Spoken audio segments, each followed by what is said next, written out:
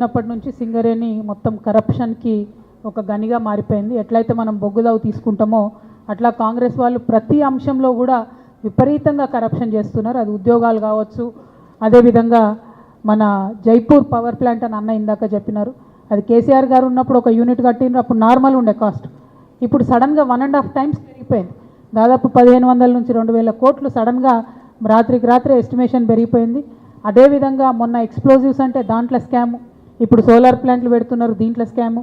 అసలు స్కామ్ లేకుండా మొత్తం కాంగ్రెస్ కంప్లీట్గా సింగరేణిని నిర్వీర్యం చేసేటటువంటి ప్రయత్నం చేస్తుంది.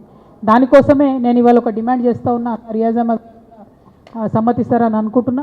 ఇప్పటి వరకు సింగరేణి మామూలుగా కోల్ బెల్ట్లో ఏదైనా చిన్న స్కామ్ జరిగితే కూడా సెంట్రల్ విజిలెన్స్ కమిటీ వాళ్ళు, సిబిఐ వాళ్ళు వచ్చి మాట్లాడి చర్యలు తీసుకోవడం జరుగుతుంది. కాబట్టి అక్కడ కరప్షన్ కొద్దిగా మినిమైజ్ అయింది. ఇక్కడ ఏమైపోయిందంటే కంప్లీట్గా పొలిటికల్ కరప్షన్ ఎక్కువైంది.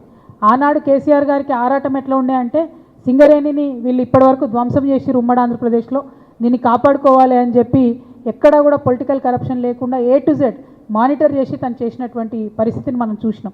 కానీ ఇవాళ అటువంటి భయం లేదు. కాబట్టి మొత్తం పొలిటికల్ కరప్షన్ మరీ ఎక్కువైపోయింది సింగరేణిలో. దీన్ని కూడా ఖచ్చితంగా central vigilance commission or CBI under వచ్చేటట్టుగా సింగరేణి మారాలి. అప్పుడు మాత్రమే నిజమైనటువంటి లాభాలు కార్మికులకు పోతాయి, ప్రజలకు పోతాయి అనేటటువంటి అంశాన్ని కూడా మేము ఈ సందర్భంగా తెలియజేస్తూ దానికోసం కూడా ప్రయత్నం చేస్తాం. At the same time HMS and Singareni ఈ యొక్క అలయన్స్కును మరి ప్రజలందరికీ ముఖ్యంగా బొగ్గుగని కార్మికులకు చెప్పడానికి దసరా తర్వాత అక్టోబర్ నవంబర్ మధ్య ప్రాంతంలో ఒక మంచి సింగరేణి యాత్ర కూడా మరి వరుసపెట్టి 11 రోజుల ఎట్లనా అన్నటువంటిది ఖచ్చితంగా సింగరేణి కార్మికులు అన్న చెప్పినట్టు కార్మికులు భయపడుతున్నారు కాబట్టి వారికి భరోసానిచ్చేటటువంటి ఒక యాత్రను చేయాలనేటటువంటి నిర్ణయం తీసుకోవడం జరిగింది. పెద్ద ఎత్తున ప్రతి బాయిని టచ్ చేసేటట్టుగానే ప్రయత్నం చేస్తాం, ప్లాన్ చేస్తాం. ఉట్టుగానే మాట్లాడితే, కరప్షన్ ఎక్స్పోజ్ చేస్తే, ప్రశ్న అడిగితే ఉద్యోగం నుంచి తీసేసేటటువంటి ఒక విచ్చలవిడితనం ఇవాళ సింగరేణిలో జరుగుతూ ఉంది. దాన్ని అడ్డుకట్ట వేస్తాం, కార్మికుడి యొక్క హక్కుల్ని కాపాడుతామని కూడా ఈ సందర్భంగా తెలియజేస్తున్నాం. Thank you. జై తెలంగాణ, జై సింగరేణి, జై హెచ్ఎంఎస్, జై జాగృతి. ఒక్క నిమిషం బ్రదర్.